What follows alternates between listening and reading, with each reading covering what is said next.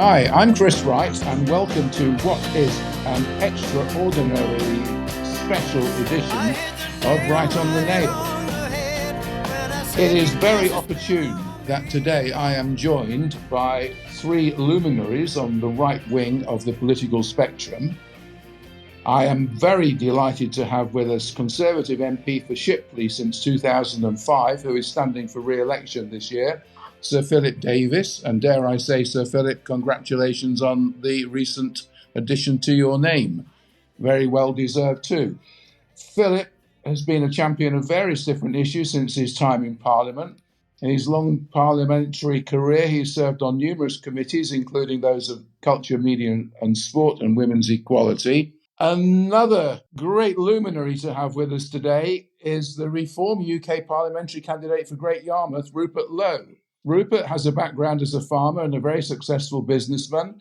He was chairman of Southampton Football Club from 1996 to 2006, and then again in 2008 and 2009. He's been a prominent campaigner for Brexit since its infancy up to the 2016 Leave vote. He won a seat to serve as the Brexit Party member of the European Parliament in the West Midlands constituency. He was a candidate in the recent Kingswood by-election, and he has an excellent chance of becoming a member of the House of Parliament for Great Yarmouth in the upcoming election. And we are also joined by another right-wing Conservative and Brexit-supporting political commentator, Lee Harris, who we know very well. Lee's a regular contributor to Right on the Nail. He's also a significant contributor on GB News and Radio 5 Live. So we have a collection of people from the right wing of the political spectrum, but today they all have a very different position to defend, because Nigel Farage earlier this week decided that he was going to become once again the leader of Reform UK. He's standing as parliamentary candidate for the constituency of Clacton, and this has rather put the cat amongst the pigeons in a big way. So let's get into where we're going with all of this, because this has huge implications for both the general election coming up and also for long-term British politics in general. So let me first of all ask you, Philip, you're up in Yorkshire right now, you're campaigning. How's it going, and how did the Nigel Farage news go down with your constituents? Well, it's tough. Obviously, you only have to look at the opinion polls to know that it's tough, Chris. There's no point sugarcoating the situation. You know, we're in for a tough battle, and I've certainly got a mountain to climb in Shipley. You know, I'm very much the underdog, and yeah, I mean, look, Nigel's. I mean, I'd be bold enough to call Nigel a friend of mine as well as a GB News colleague. I think I went on Newsnight. It was either just before the 2010 or 2015 election, and Kirsty Walk nearly fell over when I told her that I agreed with Nigel Farage on more things than I agreed with David Cameron. So, you know, I mean, me and Nigel are probably political soulmates. I'm sure there must be some things that we disagree about, but there won't be many. That is for sure. But look, yeah, I've got a Reform UK candidate. I think Rupert will correct me. I think they're standing in every seat in the country. So, yeah, not quite every seat, but pretty much. Yeah, pretty much. Well, there's certainly a candidate there. I mean, I think it's fair to say I'm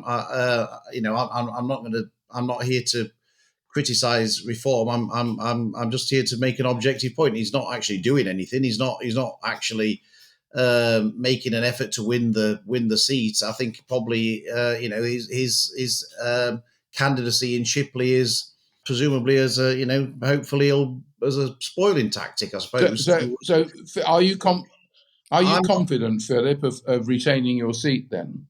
Yeah, I won my seat off Labour. I've got a 6,200 majority, and I'm certainly not confident of holding on to my seat. What I am confident about, Chris, is that after the election in Shipley, there will either be a Conservative MP or a Labour MP. And as things stand at the moment, more likely a Labour MP.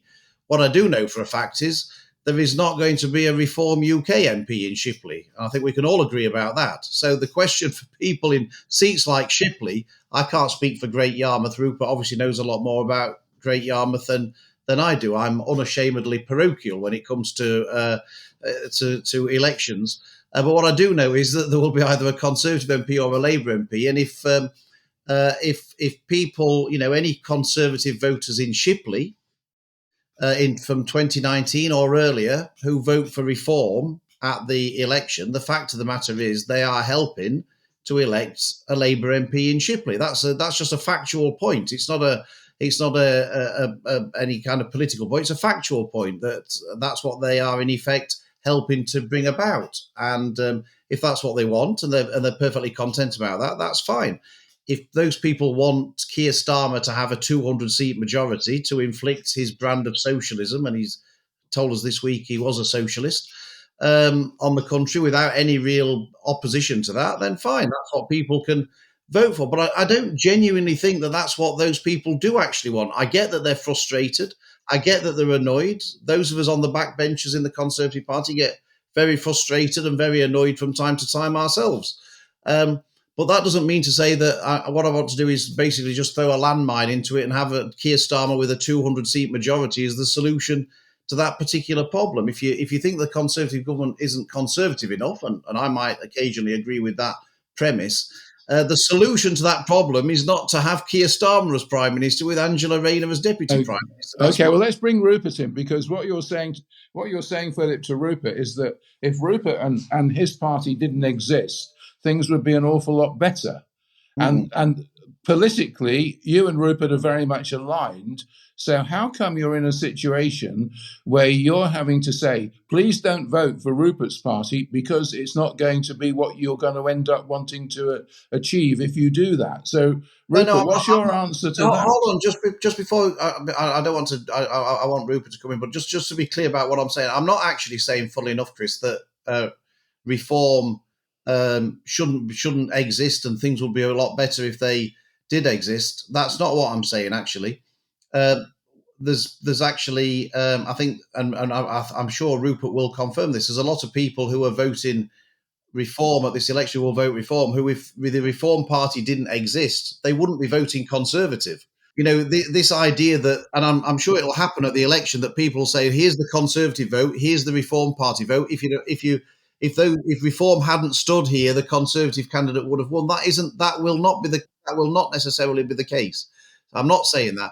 I'm not appealing to the Reform Party to do anything or whatever. I'm saying to voters in my constituency in Shipley, if you vote for Reform, you will end up with a Labour MP, and I'm stating that as a matter of fact, not to make any particular point. I'm not casting any aspersions on the Reform Party or saying that if they didn't exist, everything would be better for the Conservative Party. I'm not entirely sure that would be the case. Rupert. Well, Chris, so I think we have to put it into context, and I we're going to have obviously an interesting discussion today, because I think most of us agree. I think you're probably the most left wing of the four of us, even though you're probably the richest, which is a slight irony. Anyway, Chris, I think where I am is, look, in 2019, I stood down in Dudley North, which actually was a Labour seat, by 23 votes, much to the ire of Nigel Farage, who just stood down in 300 Tory seats. So we actually played our part in handing the Tories an 80-seat majority. And we all thought that with an 80-seat majority and with all the things that Boris said and all the things he'd written over his years, that he would deliver if you like, repeal of all of the heffalump traps which were put in place by Blair, Brown, Campbell and Mandelson, as I call them, the four horsemen of the apocalypse. But, the Human Rights Act, the Equality Act, all the nonsense that they foisted upon us, which has done us terminal damage as well as undermining most of our institutions. So to Philip, I would like to know what he thinks the Tories have achieved with an 80-seat majority, because I define it as diddly squat. And in fact, it's less than diddly squat, because they've actually allowed mass immigration and they've perpetuated a lot of the things that Labour started. And I think the House of Commons is so weak, it can't hold the civil service to account. It can't do what it is supposed to do. If you're an elected MP and then selected as a minister, your job is to hold the civil service to account and make them deliver for the British public, which is not happening. So I think, if we take Philip's point, he may well be right in Shipley, but in Great Yarmouth, the poll yesterday came out last night, has Labour on 40%, Tories on 23.5%, Lib Dems on 3.6%, Greens on 2.6%, Reform on 27.9%, others 2.3%. So that's before Nigel came back. So there are going to be constituencies where Philip's right about, the Tories and Reform basically arguably taking votes from each other. So I would say in Great Yarmouth now, if you vote for the Tories, you're taking a vote from Reform. But I think the point about Reform is we offer an option for people, and I don't personally, as I'm on the stump in Great Yarmouth, see a great deal of love for Starmer and his very weak cabinet and selection of sort of very average MPs. And his policies, which are really, as far as I'm concerned, I can hardly work out what they are. And you watch him last night, I don't think he knows what they are. So I think we've got an option now for people, and I'm seeing a lot of Labour votes coming to me. And I was very encouraged this week when Labour started attacking me. I thought, well, maybe I'm actually landing some punches. So we've got a situation, I think, where the public now have a choice, and I think they are bored with the duopoly, the two-party system, first past the post. They're concerned about their country. They're particularly concerned about mass immigration, which is causing untold trouble in a lot of, particularly sort of Great Yarmouths. And I'm Philip, again, you may see it up in Yorkshire, I'm sure you do. But, you don't see these Romanian migrants in Berkshire or the home counties, but you do see them in what I call the real parts of England. And as I say to the people in Yarmouth, you're lucky because you've actually still got a community, you are a constituency, and you love your country. And I'm not sure that you can say that about a lot of the home counties now. Rupert, can I just pick you up on you talk about Romanian migrants. Now, is the issue in Great Yarmouth Romanian migrants? Because we don't have Romanian migrants anymore. We're not part of the EU. Well, what we do have is an awful lot, 700,000 or 800,000 migrants, mainly from Nigeria, Bangladesh and India. So why is there a problem with Romanian migrants in Great Yarmouth? Well, these are migrants, Chris, as you know, who arrived beforehand, and they have been settled. Some of them may or may not be illegal. They do not integrate well in a provincial community like Yarmouth. And as we see, and Philip, you know this in Yorkshire, and I'm very happy to talk about this publicly. I don't consider it racist. Go on. The fact of the matter is, Chris, that the Islamic communities have not integrated. And, Romanians aren't Romanians. When I see Islamic. A poll, no, but it's the same. Romanians, they tend to stick together. And in central Yarmouth now, women don't feel safe. You've got people smoking dope in the streets. You've got crime. Shoplifting. Now, nobody's being arrested for shoplifting. The whole thing is breaking down because it's not a community and it's not being policed properly. And this is why the public it's had enough. It's had enough of the way in which it's being governed. It's being taxed into oblivion. And the reason it's being taxed, and if you know, last night, there was no discussion about this. The state is too big, Chris, and it doesn't work. So it's not about increasing tax. It's not about fleecing what they call the tax evaders. They're already killing Middle England. They're killing investment. They've killed the stock market by over-regulating it. It's about cutting the size of the state. If you do that, there's tons of money. Cut the quangos, get rid of all the waste, make people actually operate properly, stop them working from home, and actually get some delivery. I don't know about you. You can't get anything out of the state. You can't get it done. So it's strangling Britain, Chris. It's strangling Britain. Okay. Now, Rupert, everybody can see it. Everybody can see it. Okay, I understand the point you're making, and this is not a political party broadcast. We're not trying to to change the minds of people. We're trying to discuss the situation that we're in. And what I'm trying to focus on here initially is the fact that Labour in Great Yarmouth, Labour are on 40%, the Conservatives are on 23%, and Reform are on 28%. If I add 28 and 23 together, I get 51. 51 beats 40. So Correct. if Correct. if if if you weren't standing in Great Yarmouth, or if the Conservatives weren't standing, you would be in the favourites position to win the constituency. But as it stands, if we look at it like that, that vote splits and the Labour Party will win it. So why? Well, I'm not sure that's right, Chris, because I think that this was before Nigel came back. So I actually think Labour will come down 3 or 4 points. Yeah. I think the Tory vote, so even if we weren't standing, and I think Philip's right, I don't think the Tories would win. Sir Brandon Lewis, to you and I, was an abject failure. He never went to the constituency. He did nothing for the coastal communities. And at the end of the day, he is disliked in Great Yarmouth. He had 14 years there. And I don't think even if we were standing, he would win that constituency. Okay, I understand. Now, let me ask Lee. Let me bring Lee in. Now, Lee, we'll talk about which constituency you actually vote in a minute. But imagine you are in Great Yarmouth. Now, you're going into the polling booth. Who are you going to vote for? I know your politics, they may be more conservative, they may be more reform, but based with those polling numbers, you don't want a Keir Starmer government. Who are you going to put your vote down to if you are living in Great Yarmouth? It's a great question. It's genuinely all I've been thinking about since the announcement of the general election. I'm actually delighted to be on a panel, Chris, where I'm not outnumbered for a start. It's wonderful. Wonderful. It's great, isn't it, Lee? It's nice to talk with people on the same side.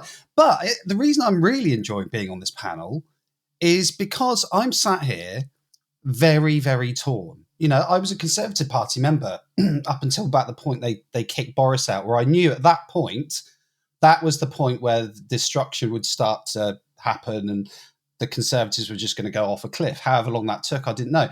So I've gone from a card-carrying Conservative member to a Conservative voter and to now someone who genuinely isn't sure who he's going to vote for. And it's very nice to sit here and listen to both sides directly and have that additional thing to think about. So in a direct answer to your question, Chris, I'm not sure at the moment.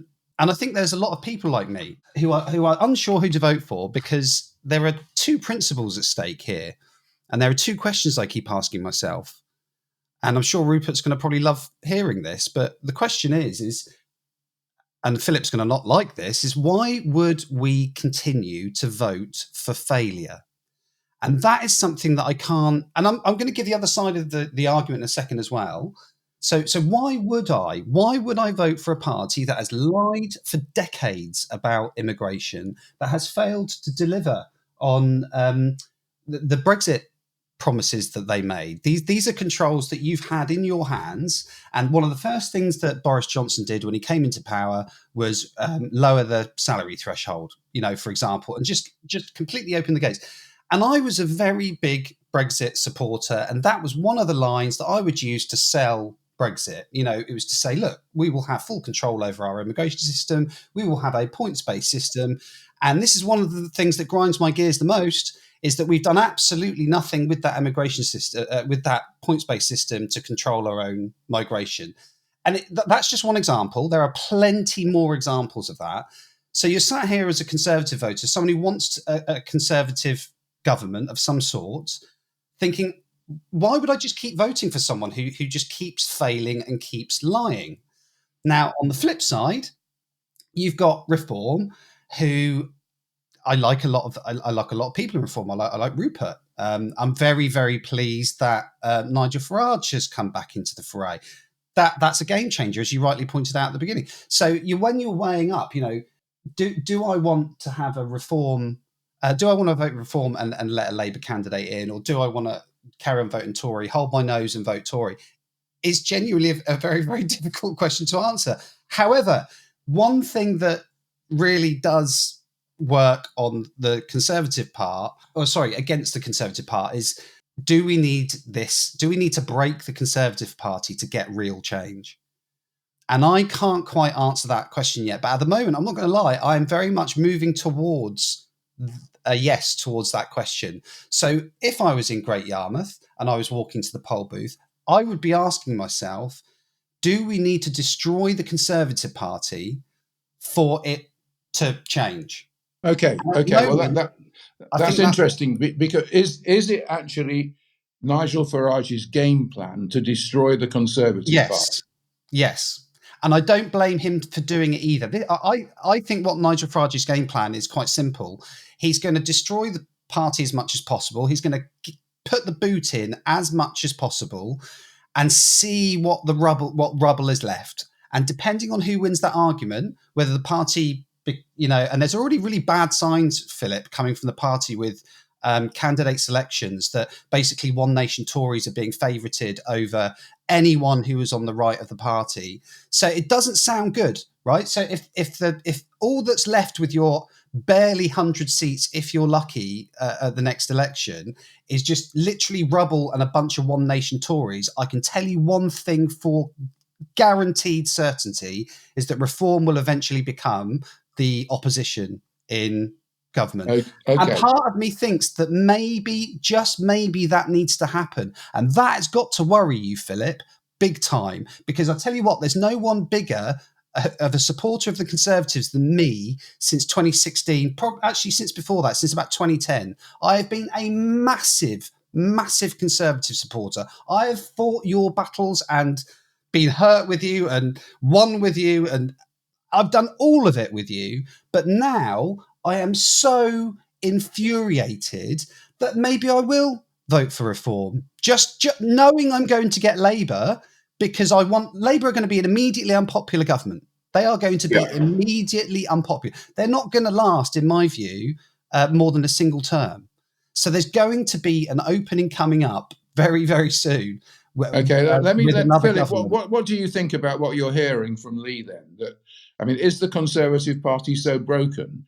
Is it so bad that it deserves to be, cast off into obscurity and be replaced by something completely new? We're talking about the Conservative Party that's the natural party of government, that's been the major party in British politics for 2 or 3 centuries now, and we're talking about the fact that it is no longer fit for purpose.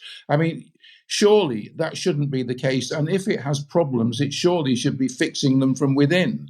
So why is Lee making the comments he's making, and why is there such an open goal, if it is indeed an open goal, for Rupert and his Reform UK?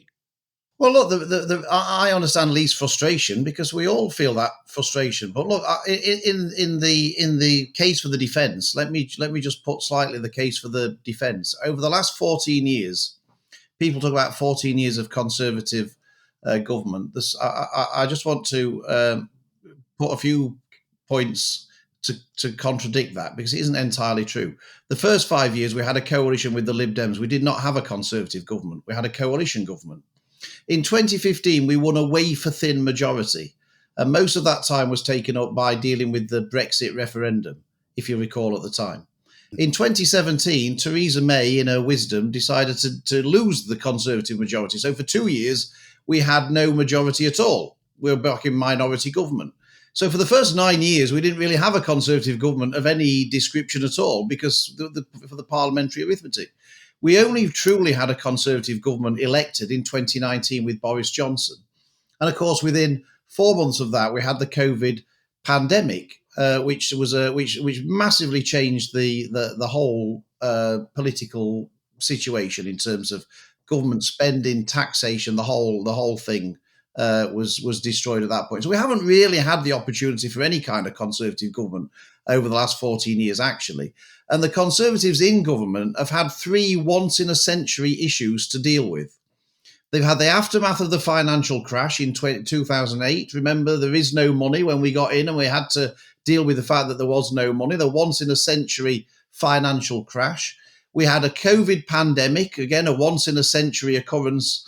And we had a war in Europe. Again, probably, hopefully, a once-in-a-century occurrence. So you put those 2 things together, and it's actually, I think, a bit unrealistic to have expected to have a golden age of Thatcherism over the last 14 years when you put those 2 things of the parliamentary arithmetic and those 3 once-in-a-century things together. Now, where I'm with Lee, and look, things can't have been that bad, because from 2010 to 2019, in the sense that we won an 80-seat majority in 2019. So the issue is what's gone wrong since 2019.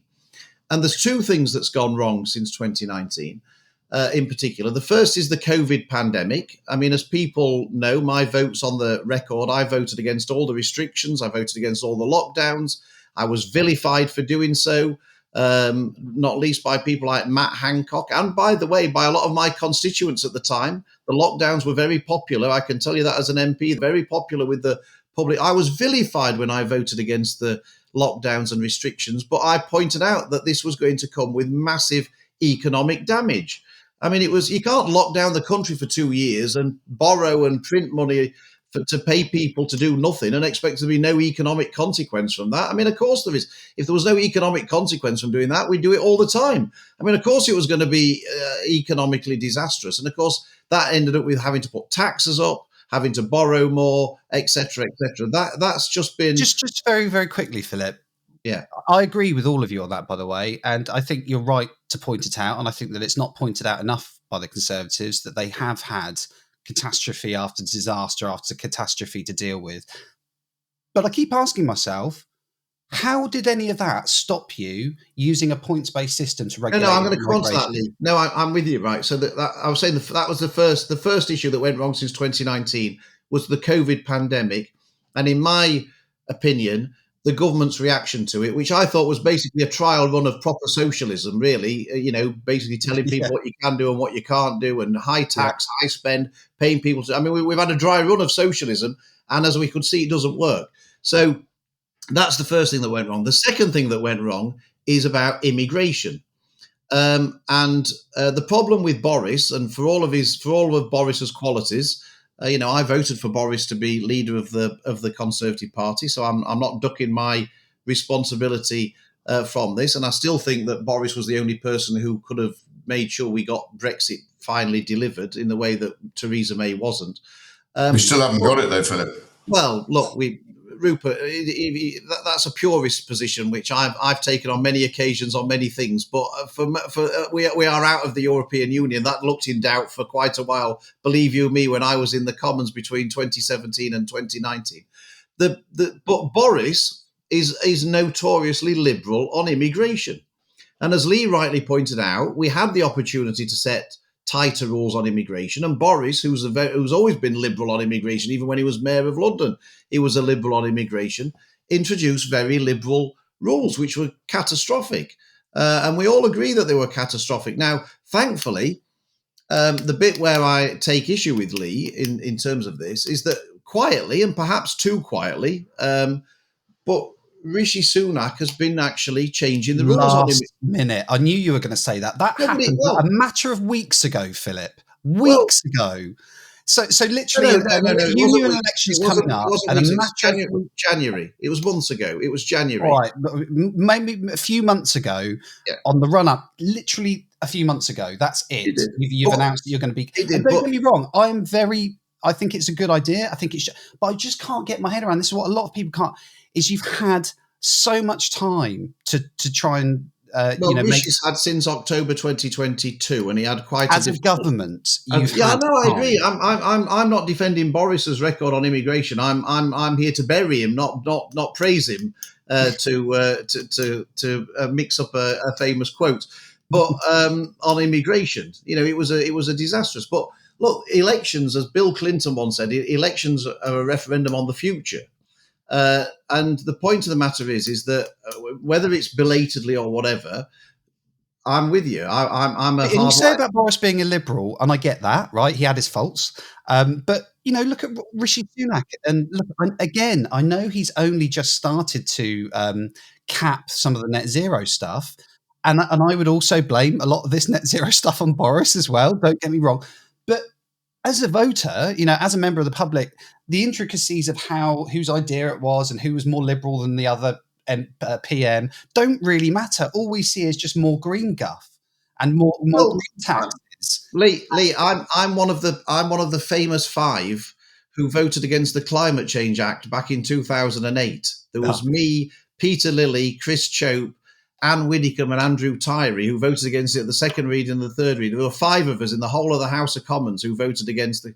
And it's one of the votes I'm most proud of because it was a complete load of old gum from Ed Miliband at the time. So I don't need any purity lectures on the green stuff. I'm there with you.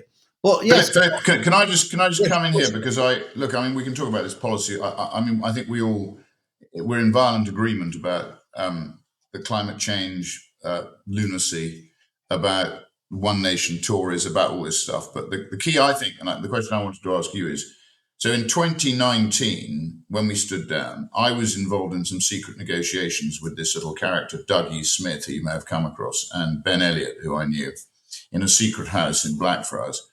And we were offered, the usual sort of peerages and all that sort of nonsense. And basically they were trying, because at the time we didn't know whether Corbyn was going to win.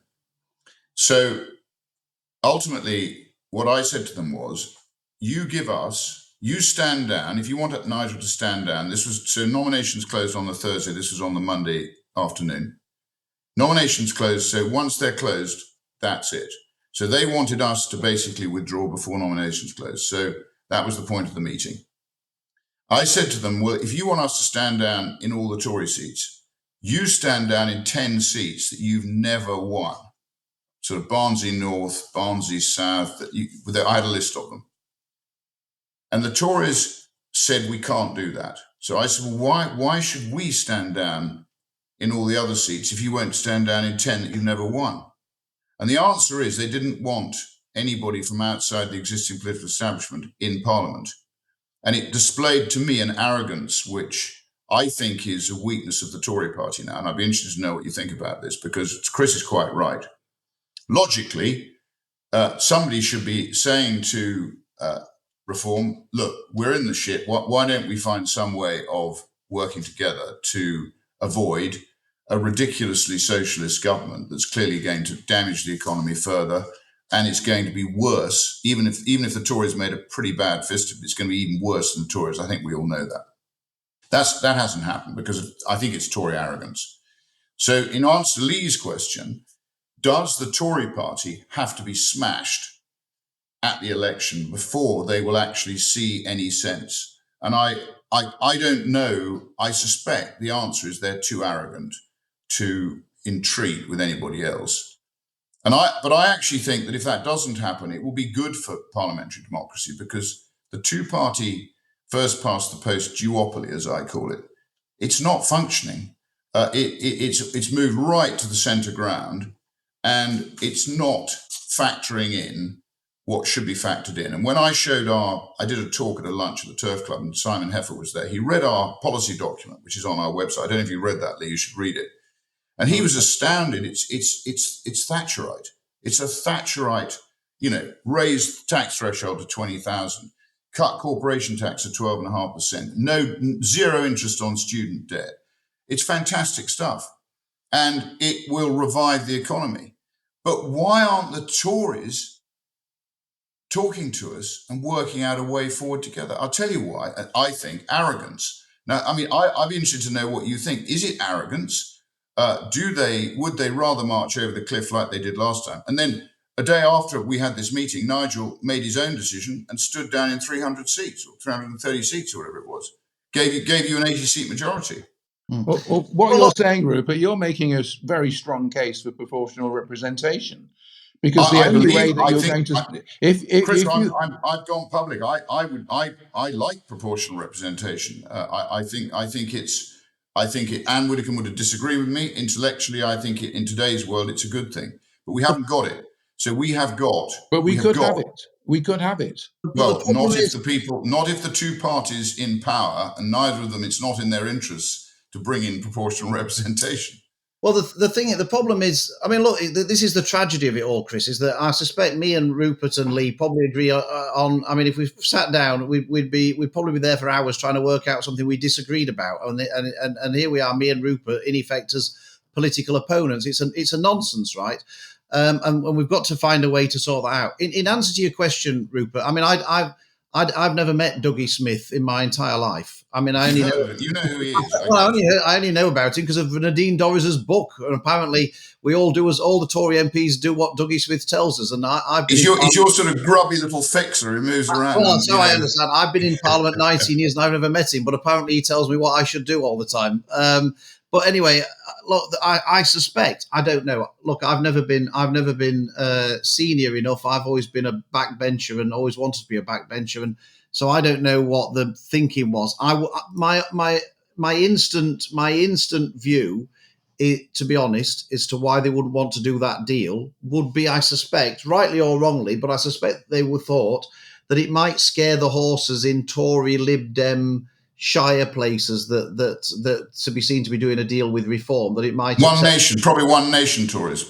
Yeah, exactly. So that's there's the answer to your question. Yeah, but look, the problem you've got, Rupert, with your scenario, and I think reform's scenario, in terms of thinking it through, and so I mean, on the one hand, if reform want PR, the best way to make sure that doesn't happen is enabling a 200-seat Labour majority, because I guarantee a Labour government with a 200-seat majority is not going to introduce PR. So you're going about the wrong way about delivering on PR. But look, the political reality is this, and this is why I think reform is not the right solution. Is even though I have a lot of sympathy with their views, in fact, as we've uncovered today. The problem is say you got your own way, say you got everything that you wanted, and you got PR, right, and reform. To be fair, I'm not asking for PR. That's not really. But that's part of the 12-bar agenda. The 12-bar agenda, Chris. But this is the political outcome that you would like to see. You got PR, and you became the biggest party in the country, right? That's that. I would imagine that's your sort of ultimate goal in life. I think even you would probably accept that under a system of PR, you would be unlikely to get over 50% of the vote, right? Even in a good year, right? With a whole massive range of parties who will be there under a PR system, and therefore in that situation, you would have to do a coalition deal with somebody, and therefore you would, by definition, have to water down your policies in order to enter a deal. Now, this is the problem with the whole system. What happens in the UK is in Europe, they have PR and they do deals after the election and it takes them ages and all the rest of it. In the UK, we do exactly the same thing. But we put our coalitions together before the election rather than after the election. And one coalition is called Conservative and one coalition is called Labour. Now, that means that occasionally one part of the coalition is in ascendancy and all the rest of it, and one isn't. But the point is that even if you got your own way, you would have to join a coalition with somebody at some point if you ever wanted to be in government. I suspect you don't actually ever want to be in government because you have to make then those compromises and things that you won't want to do. But if you did want to be in government, you would have to make those compromises, and you would therefore pretty much end up in a very similar situation. You'd have to dilute all the things that you say. But you haven't addressed the Tory arrogance bit. I mean, Chris raised proportional representation. I think that at the moment is a side issue. I mean, I think to Lee's question, with an 80-seat majority, I think he was asking, and forget the bit before. I mean, I personally don't think you have an excuse with COVID. I mean, I'm with you. I'm not jabbed. I wouldn't ever touch it. I was totally against lockdown. I fell out with people. So I don't think COVID is an excuse. You had an 80-seat majority. You could have reformed a lot of the stuff that's damaged the country, and you could have made a big change. The problem is Boris was not the right chap. Clearly, Boris was your problem, and you said you voted for him. And if we're being honest, but my question was, is the Tory party too arrogant? Because actually reform, take me, I'm 66 years old. My wife thinks I'm bonkers. I shouldn't be standing for Parliament. But I'm standing because, we have family businesses, we have people we care for, we're very paternalistic. And it matters to me, our family business has been going 100 years.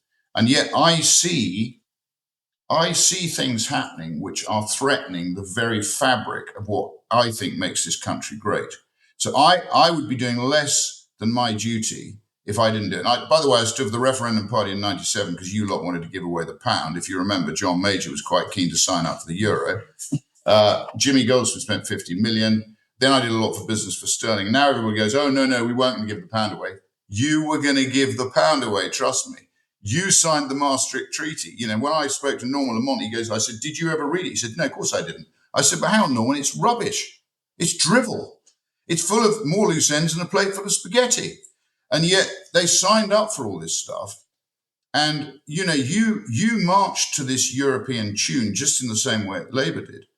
And as I always say to my constituents, the essential difference between us and Europe is the Europeans, unless the law tells them they can do something, they assume they can't.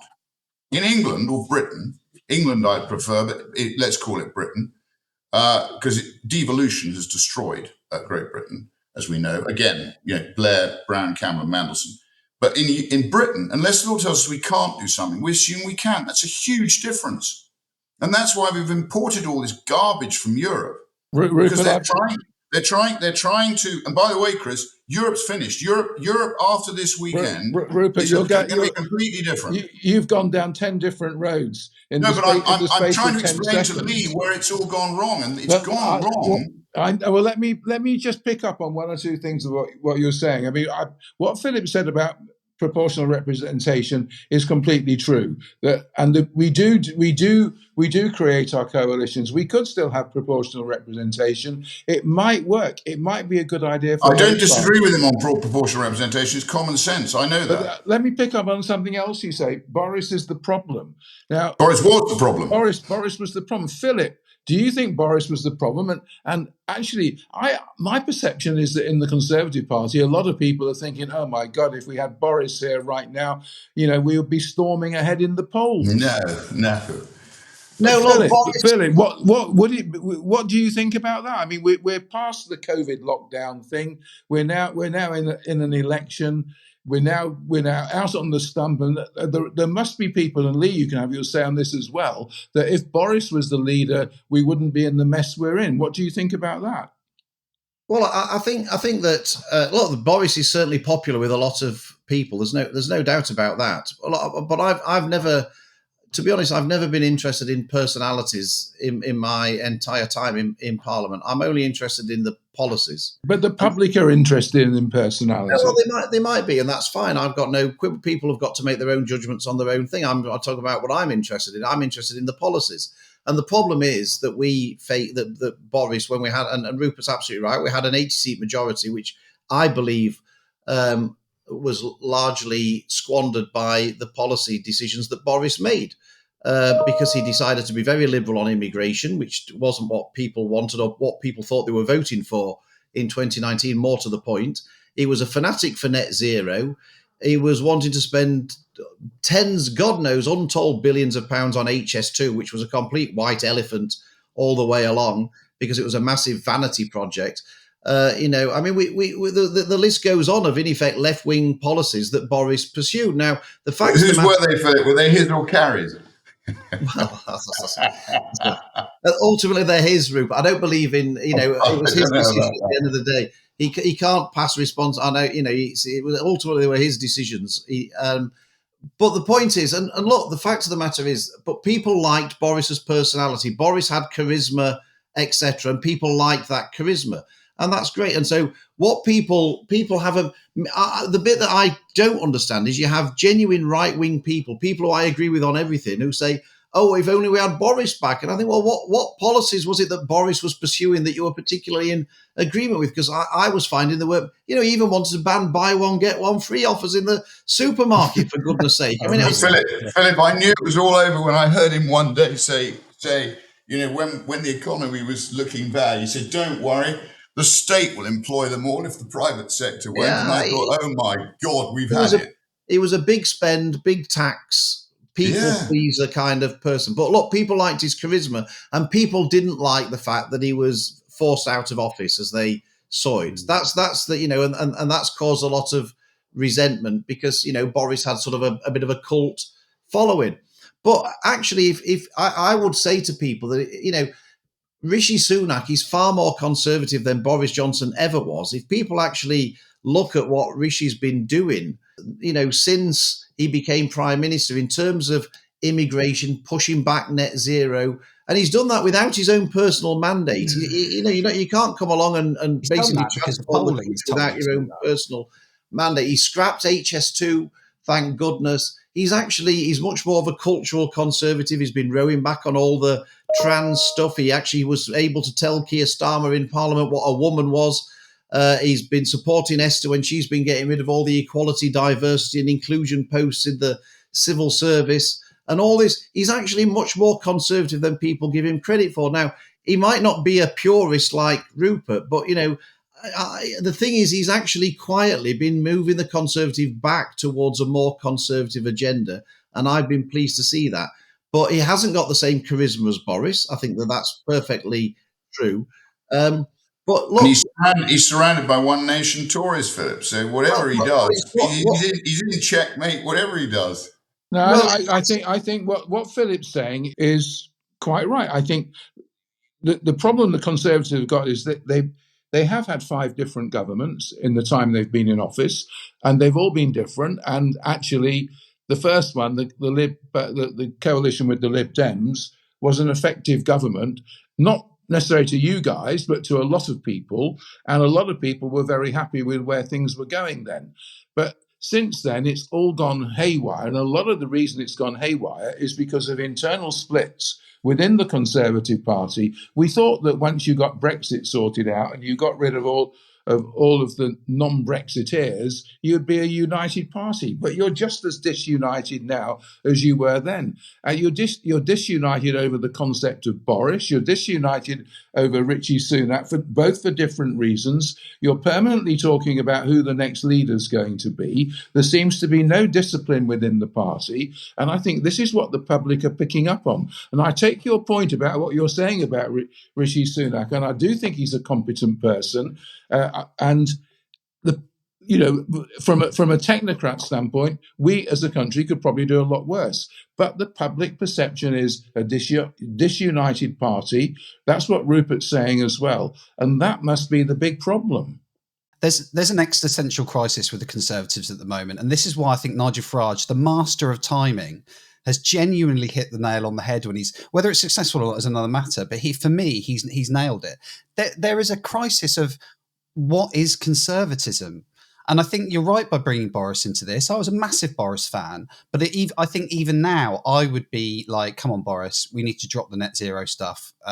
We need to start clamping down on immigration. So I don't think Boris would necessarily be the saviour that people say they would. However, I do agree very much with people saying that his personality probably could have done it. And Chris is absolutely right to say that people do buy into personalities. So I think the polling probably would be a lot more favourable if you'd have never ditched Boris. But there's no point even talking about that. The point that I want to bring up, and this brings us back to the whole reason about the whole reform conservative conversation, is when Nigel Farage says there needs to be a revolution. He is absolutely spot on. And I can tell you this, is that there'll be a lot of people that this won't have a huge rub on, that aren't massively engaged with politics, and maybe it won't affect these people, but the people who are engaged with politics right now, the people who are looking forward to where they want this country to be, there is no clear conservative message that has been coming from the Conservative Party for at least possibly even a decade. You say earlier, and I do agree with what you were saying, Philip, that Rishi Sunak is more conservative than Boris, and there's been some policies that he's brought in within the last few months that have been more conservative. I completely get that, but when you're sitting here as a member of the public and you see the march through the left-wing woke march through the institutions, right? You're seeing our education system and what they're teaching our kids. You're seeing what's happening in the civil service with the leaking, with the constant attrition, a war of attrition against ministers. How on earth have we got ourselves into a position as a country where we have a conservative government in name only, effectively, and then basically all of our institutions and everything surrounding the Conservative government being left-wing? And I would actually argue very left-wing. Yeah, so yeah, I hear you, right? But I genuinely want that to be the case. I want there to be a Conservative leader, but we're not seeing anything conservative. And I'm sorry, even though I am very sympathetic to the arguments you gave earlier about COVID, wars, catastrophes, I accept those arguments. I really do. But it's like there's been, I think Chris nailed it when he said that there's been so much, it's kind of infighting and deciding who the next leader is going to be. There's just no direction of travel anymore. And I would argue that there's no direction of travel towards conservatism. People just want, or certainly your voters just want, real conservative values to vote for. And this, when Nigel Farage comes swooping in with his cigar and his brilliant photo shoots that he does, saying everything needs to be smashed apart, that is exactly how the electorate feel, certainly the ones who are going to vote for you. But, you know, there is part of me that thinks that maybe, just maybe, people are going to hold their nose and vote Conservative when they get to the polling booth. But I'll tell you what, I don't think I am, Philip.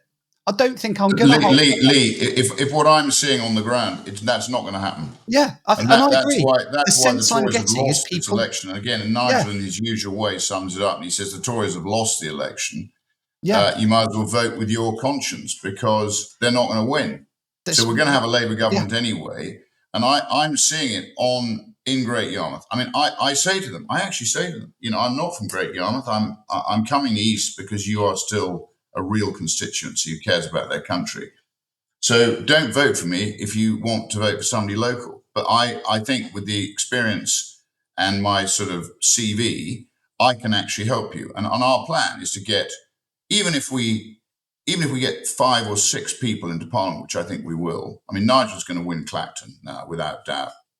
So we get 5 or 6 people into Parliament. And as you and I know, change is not, and, you know, all the commentators go, well, you're not going to win the election. No, but I'll tell you what, if we get 6 powerful people into Parliament, we will start the process of change. Really? And we will become the focus for that change, as Nigel says. And who knows what will happen at the next election. And I agree with you, Lee. I'm not sure how long he'll be able to hold a government together for. One term max. The economy has been completely destroyed under the Tories with all this regulation. You know, you may have seen my articles on the stock exchange. You know, our capital markets, which were the golden goose, has been destroyed by the FCA and the PRA. More quangos, costing 750 million a year. No minister understands it, so nobody will take them on for it. I'll tell you what. I'll tell you who will give Labour 2 terms: the Conservatives. Right. So in the rubble that's left over, right? If they cannot sort themselves out, and you end up with either, I don't know, a more left-wing Conservative Party at the end of it, with just full of One Nation Tories, that party's dead. But Lee, you can't. One has no idea what the Conservative Party will look like after the election. Oh, no, of course, no one does. They could still win the election. A week's a long time in politics. There might be what the Americans call an October event. Something could happen. Okay, it's unlikely. I agree it's unlikely. But and then if it goes the way that is expected right now, we don't know what the Conservative Party will look like. We don't know who's going to keep their seats. We don't know which of the major players are going to keep their seats. I don't think the public care, Chris. I genuinely, the public right now just believes that Labour are going to win. That's it. Well, right? The public don't care either way. That's probably true. I mean, things are cyclical. The public probably think things are in a mess, and I agree things are in a mess. We may have different views as to why they're in a mess and whether it's external influences that have had a major role in this. But if there is a Labour government, they will be inheriting a huge mess. And it could well be an election that is best to be lost, because you can't win when you get into power, because it's not going to be recoverable in the short term, whichever party does it. That's my view. Let me just pick up on the fact Rupert thinks that Reform are going to win 6 seats. Do you know which seats those are? I mean, 3 to 6, maybe 10. I don't know. Okay, which are your key targets? You can say Nigel will win Clacton. Yeah. Richard Tice should win Boston. Boston is a very good seat to win. Yeah. Lee Anderson could win Ashfield. I could win Yarmouth. So there's 4. And then I don't know from the rest of the seats whether or not, if Reform's vote keeps going up, which I think we haven't seen what we're polling, you know, in the underlying polls. Now Nigel's come back, it's too quick. But, you know, as we know, a rising tide raises all boats. And I think there are seats. And if Lee is an example of a floating voter, and he thinks Labour's going to win, and he's disillusioned with the Tories, which again I am. I mean, naturally, Philip, probably more Tory than you, but I've watched over the years the Tories disagree with almost every sort of Austrian school theory that I held and fail to deliver for the individual. And I am a great believer in the individual. I hate the collective. It's never worked. And I like people to be freed. And the real issue is, because we've got the most able people, I have no doubt about that. I mean, we have lots of people who work for us. I am always full of admiration for their capability, their loyalty, and everything that they do. They love the country, but they're led so badly. And I just think, I blame Boris, and I'm afraid failure for me can't be rewarded with further incumbency. I just can't see how that works. Whether or not he's popular, if he marches us over the cliff, which he's done, he had a golden opportunity to change things and he didn't take it. Go back and read his articles between 2000 and 2010, 15, and one violently agrees with everything he said. But the problem is when he got to the tiller, he couldn't deliver it because he's a journalist. And what happens with a journalist, they look at it, they write the article, and then they move on. And he had no delivery. So I feel sorry for Boris because as soon as he started, COVID hit. Yeah, well, exactly. That was okay. Well, look, the problem with this discussion, Chris, if you don't mind me saying so, is that you've got three people here who all wish the Conservative Party in different shapes or form was more conservative. Right, I mean that's basically that's what we're in violent agreement about. And there are people who wish it was less conservative. No, I'm talking about the three people here.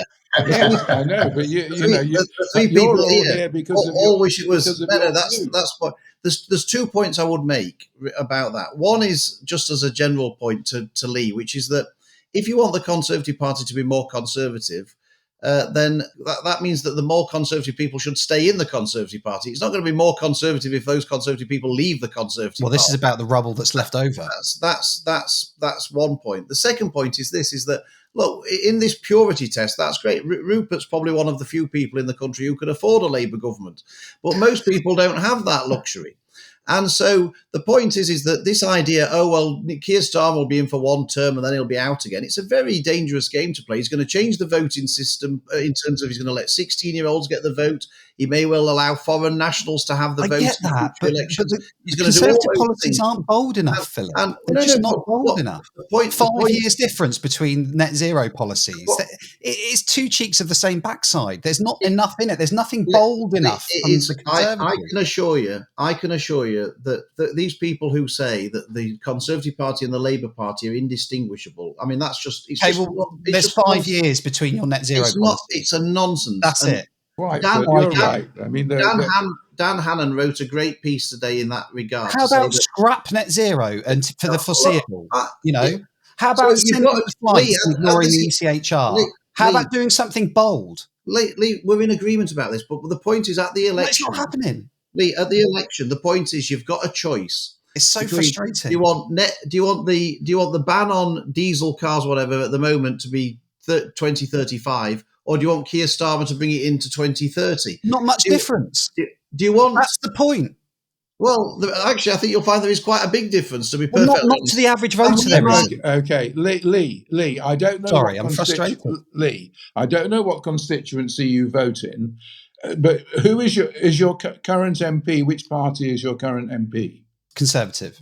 And is your are you in a constituency where he's bound to win regardless? Is it a totally safe seat, or could I think he's got a good chance. But yeah. I'm asking you, would you tactically vote? Would you tactically vote or would you say no? I mean, I would like to vote for reform, but I'm going to vote Conservative because otherwise it might let Labour in. But I'll be brutally honest. At the end of the day, there is a difference between a Labour government and a Conservative government. It might not be the Conservative government that you guys would like, but there is a difference. And the public are going to have to decide which government they're going to get. And it will be... Dale Vince has just given £5 million to the Labour Party, and Lee's caring about the policy on net zero. I mean, what on earth does he think is going to happen with a Labour government with Dale Vince giving £5 million to the Labour Party?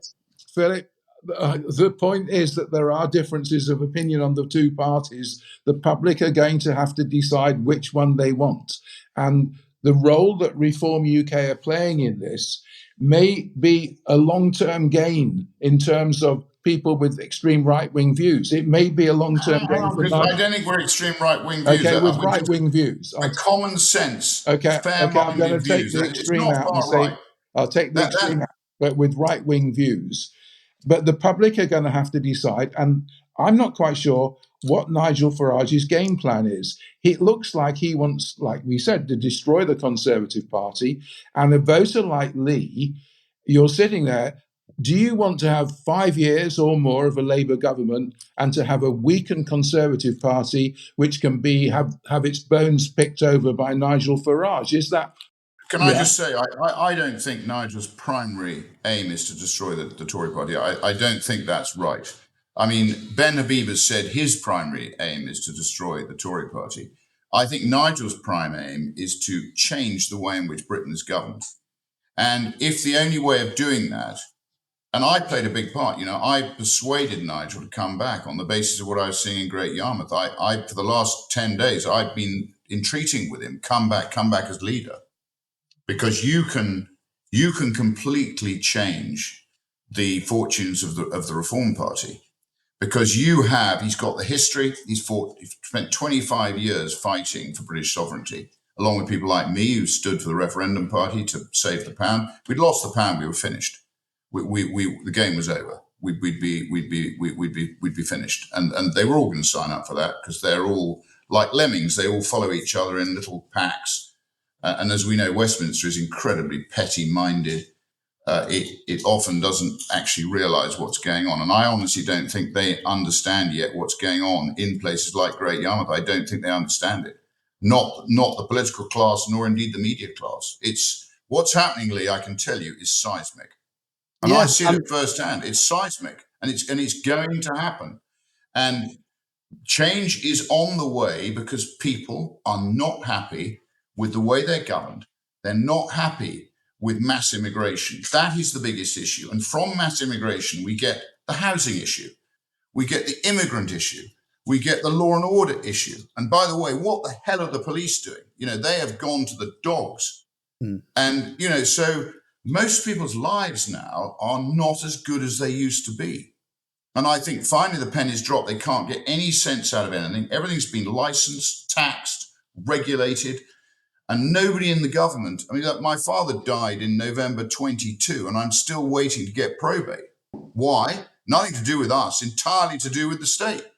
And, you buy some more land, the land registry hasn't registered it for 3 years. Why? Because none of them, they're all working from home.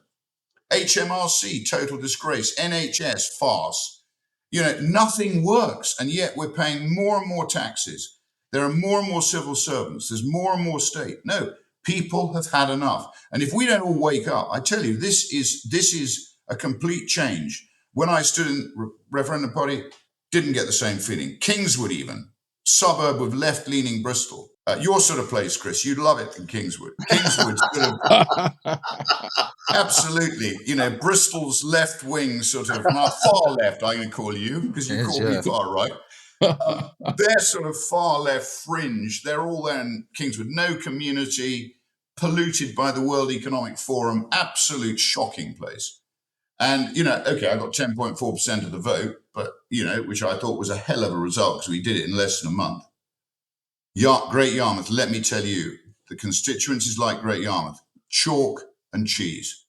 And I promise you, Lee, if you leave this call with one thing, vote with your conscience. Do not vote as you've always voted because you think it's the right thing to do. That was a really good preamble to what I was going to say to Chris's question about who I would vote for. And, Chris is right to a point where he says that it is going to be much worse under Labour. There is a hell of a lot of damage that they can do. I didn't say much worse. I said it would be very different. Maybe I should. Chris didn't say that. I would. He called you far right, though, Lee. He probably knows I'm right. But so I'm sat here as a potential, Conservative voter thinking, how much worse can it get? And I, being quite politically minded, yes, it can get worse. But really, there's nothing, and this is the point I was trying to make to Philip, there's nothing really bold enough. So put it this way, right? If Rishi Sunak at the start of the election kicked off and said, I'm sending one flight every 3 days to Rwanda, I don't even care what the ECHR says, or he said, right, we're going to really work on a points-based system. We're doing this at the border, etc., said, right, I know I said I was going to put net zero on the back burner for a little bit. Well, I've decided to put it on a really big back burner for a very, very long time. We're going to kick that one into the long grass. Do you know what? I would vote walk to the polling station, and I would vote Conservative. Well, Lee, the reason I don't think I will, just to answer the question, this has been a point I've been trying to get to. The reason I don't think I will at the moment, I haven't fully decided, but the reason I don't think I will is because there's nothing bold enough coming from the Conservatives. Like Rupert just said, everything has been getting gradually worse under the Conservatives. And we've got Nigel Farage coming in now, which I think is pivotal for reform, basically saying what I and a lot of people are thinking is we need to smash this system up and start again. And if it doesn't result in a right-wing Conservative Party, because there's that risk too, don't forget, the risk is that after the Conservatives have been destroyed and they're infighting, that out pops an even more kind of left-wing One Nation Conservative Party. It'll be over for the Conservatives, but I just think that we just need a party that is going to do the things that it's going to say it's going to do, whatever the reasons is going to be. But I've seen nothing from Rishi, I've seen nothing from the Conservatives that are bold enough to make people go, actually, you know, that yes, we want to get... You need to pick policies, right, that you can do because you think you're going to be in government. So you need to say, right, reform can't do this, we can do this, and we're going to announce it now. And I've had nothing. Let me just nail one thing, Chris, before we is that, you know, Lee and Reform say this. You know, we've got to disregard the European Court of Human Rights and the European Convention of Human Rights. That's what the government's done. Read the front of the Rwanda bill. The flights haven't gone, no, Phil. Well, they are going, but read the front of the Rwanda bill, Lee. It's on there. They haven't taken off yet. No one cares. All we care about is the flights taking off. Because they are going to. Because on the front of the Rwanda bill, he could have done this weeks ago. He could have sent the flights weeks ago. There was a flight on the blooming tarmac ready to go at one point, and because of one judge in Strasbourg, that flight didn't leave. Lee, you should have sent the flight. Lee, Chris, it's so easy. It's so easy. Let me just finish the point. You can disagree with it afterwards if you want to. But that was before the Rwanda bill was passed, Lee. The Rwanda bill says on the front of it, and the Reform Party, who clearly have never read the Rwanda bill, by the way, never either do know this and ignore it, or just haven't read the bill, which I suspect is the case. They haven't actually read the bill. It actually says on the very front of it, this bill does not comply with the European Convention of Human Rights, but the government wishes to proceed with it anyway. So the Reform Party's big disregarding the European Convention of Human Rights. Philip, why did he not listen to Suella Braverman and Robert Jenrick, who told him that he needs to repeal the Human Rights Act of 1978 or 1998, which was Tony Blair again? Yeah, which embeds within it the ECHR. So until we repeal that, Suella Braverman, I like her very much. I think she's somebody I could definitely work with. I think she's very sensible. She told him, I don't mind the Rwanda plan. I think it's very bad value for money. And if you're an illegal migrant turning up, or even illegally and coming in a boat, and you're not quite sure whether when the hand goes into the jar, your number's going to come up on it and you might end up in Africa, it is definitely a deterrent. It's not the answer, because you're not going to have all these thousands of people who've been coming in going to Rwanda. It can't accommodate them all. How many people can Rwanda accommodate? I read 2,500. What are you going to do? This is the Reform Party. You believe you're tough on immigration. What are you going to do with you? Don't believe in the Rwanda policy, right? Well, so what I would repeal the Human Rights Act. Leave the ECHR, and I'd adopt an Australian system which works.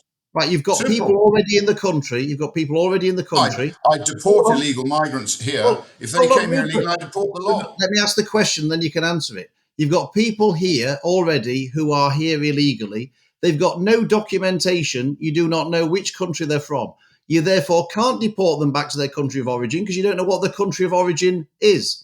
If you're not going to deport them to a third country, what are you going to do with them? Because the answer is, if you're not going to deport them to a third country, you're going to have to keep them in the UK. That's the fact of the matter. Australia, as you know, Australia ships them to Nauru Island and By puts them on agreement. Nauru I Island. don't think you'll find Australia is in a great situation either. I don't think we keep saying Australia. We have to do that. If you're against Rwanda, you're for keeping all of those people in the UK. That's the fact of the matter. I didn't say I was against Rwanda. I said I think Rwanda said you were against has some Rwanda. value. Okay, let me ask another question. Immigration based, Philip. When we were in the EU, net migration to the UK was around 200,000 a year, mainly from the EU. Net migration now is 800,000 a year. There's probably now more people coming into the UK legally from Nigeria alone that came in from the whole of the EU. Why is that the situation? Is it because we need them? Is it because we can't stop them? Is it because they're beneficial to the country? They might be. Why? Why do we have? Why is that the case? Ponzi scheme. It's basically because Boris introduced very liberal immigration rules, and the biggest factor in immigration into the UK is students. And basically, as Rishi Sunak said, and I'm quoting him word for word, the problem is universities were selling immigration, they weren't selling education.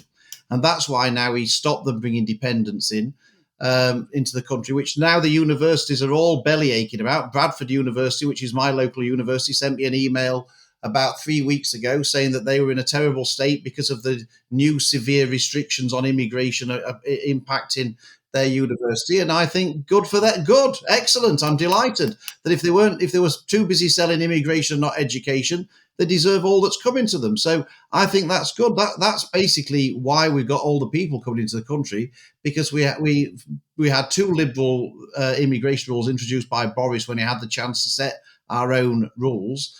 And because universities were in effect selling immigration rather than education. And I'm rather pleased that Rishi Sunak has made a start in getting to grips with that. Something I might add that will be no doubt reversed should Keir Starmer become Prime Minister. So these people coming in, like from Nigeria, Bangladesh, India and so forth, are coming here to study.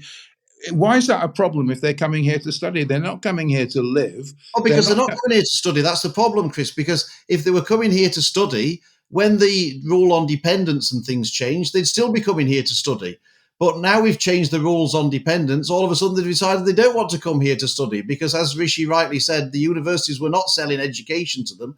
They were selling immigration to them and saying, look, if you come to our university, you can bring your family with you and all the rest of it. And by the way, you can stay an extra couple of years after your course without any requirements whatsoever. That's basically what was happening. And that's the bit that Rishi's now dealing with. And the point is that if you're worried about immigration, which I am, as just as much as Rupert and Lees, I can assure you, I'm a hardliner on immigration. The idea that this is going to be all of a sudden miraculously better with Keir Starmer having a 200-seat majority is for the birds. It's going to go back to it being even worse. It seems to be a very easily solvable problem, and it seems to be that what you're saying is we don't need all these people. They're not coming in because we need them in the health service, because they're not coming here to work. They're coming here to study. Well, they're not doing any harm. That's the biggest. It's not being policed properly, and they're coming here and just staying here when they shouldn't be. So it just sounds like this has been very, very inefficiently operated. There needs to be a proper debate on immigration in general, which we can't get into now because we clearly have areas of activity that require workforce. And we can't get the workforce domestically. If we can't get it domestically, we have to have it from somewhere. We can't have people in hospitals with no nurses if we can't provide nurses at home, but we can get them from somewhere else, whether it's Slovenia or... Chris, we've got 7 million people on benefits. 7 million people on benefits. That may become... does Philip know about Motability? I mean, I get buried every time I raise Motability. I mean, what does the government do about Motability? Nothing. Motability accounts for 13.5% of new car registrations. Multiple drive. It's a fraud. By the way, Rupert, I have flagged up Motability because at the time, I don't know if it's still the case, but when I flagged it up, the chief executive of Motability, which is a charity, by the way, the chief executive of Motability. Hang on, it's a charity, Philip, but you tell me it's basically owned as a charity by the big banks. But No, I know, but let me finish this point. Tell me they're not making money out of the leasing rates that they charge on all those cars. No, they are. There's no. Of course, they're making a bloody shed load out of it. The point I was going to make was that back in the day when I raised this, the chief executive of Motability, a charity, was being paid over £1 million a year. I know. It's a fraud. It's a complete and utter fraud. Okay, guys, we're getting a bit bogged down. No, we're not, Chris, because you talked about shortage of people. We haven't got a shortage of people. What we've got is too many people on benefits and a tax system that does not reward people for working harder. We get people working for us now who don't want to be paid more than 95,000, because if you give them more than 95,000, the government takes it all. I just want to add one thing. Just one thing. Suella Braverman talked specifically about this in an interview she did with Constantine Christian, and she also great bloke. Great fantastic. guy. Yeah, fantastic. And she made the point, and I really do believe it because it sounds believable, is that she tried to talk about reducing the numbers in an effective way with Rishi. And this was when Rishi was trying to win the leaderships, and she made some agreements with him. And one of the things she came up against was Treasury orthodoxy, was that the Treasury is addicted to this kind of low-skilled, mass, uncontrolled migration. And whenever she came up, with some good policies to try and reduce it, like the salary threshold, there was a lot of pushback from the Treasury saying, we need these kind of fake GDP numbers coming in from basically importing big numbers of workers. But really, while our fake GDP numbers are sort of going up 5th in the world and 6th in the world and all that, GDP per capita is about 26th, that we're dropping out at the bottom. Lee, I'm sorry I'm going to have to go in a minute, but on that, there's a system called Oscar 2, which is the government accounting system. Have you heard of this, Philip? I bet you haven't. But Oscar 2, I think, again, there's a massive fraud probably being perpetrated on that, because it ultimately takes all the assets and liabilities of the state. And if you just leave big chunks of liability off, it understates the size of our budget deficit. And as we all know, the historical constraints on government were they could only spend what they collected in tax. That's gone now with quantitative easing. So ultimately, I think this Oscar 2 system needs scrutiny. And Chris, I think if you got your researchers, it would be a great subject to look into. Okay. Just to finish where we started, Chris, I just want to say the tragedy is that Rupert thinks that the country would be better served by having a Labour MP in Shipley than me being elected in Shipley. No, I didn't say that, Philip. That's not fair. That is not fair. Okay, well, let me finish by saying you're tainted by the failure of the Tory party, even if there are good people within the Tory party. You wound him up, Philip. You've obviously failed. You've failed to prevail. You have failed to prevail, and I'll tell you why. Rupert can cheer when Shipley goes Labour at the general election. Cameron's selection. He'll think it's been a job well done. He'll think it's been a job well done. I mean, that's Cameron's a very selection policy sunk you, Philip. Diversity, inclusion, and quotas. Remember that. I think those are all very valid points, and I do hope, despite my own political persuasions, I do hope, Philip, that you retain your seat, and I do hope, Rupert, that you're elected too. I don't think it's going to change the government of the country, but it might make changes in a lot of other areas. Can I finish, Chris, by just saying you're the only one of us who's rich enough not to be affected by a Labour government. That I think is certainly true. I think if you said I was old, if I was old enough, Rupert, then I might have sympathy with you. Anyway. I normally finish by saying I think we've nailed it. Of course we haven't nailed it. We're a long way from nailing it, but we'll know what we're doing on July the 6th when we actually have the election. Anyway, it's been great fun though. I've really enjoyed it. I know it's been great fun. It's been a fantastic episode. You've been listening to Right on the Nail with me, Chris Wright. Thank you to Sir Philip Davies, Rupert Lowe, and Lee Harris for joining me. If you're enjoying the podcast and you haven't already, please follow us and leave a 5-star rating and a review on Apple or Spotify. The podcast is produced by Tom Platts at soundsapien.com. Thank you for listening. It's been fantastic, and good luck, seriously, to both of you guys standing for election. And thanks for joining us on what has been a really auspicious occasion. Thanks very much, everybody. Good to debate. It was Yeah, great good, fun. thoroughly. Thank you. It was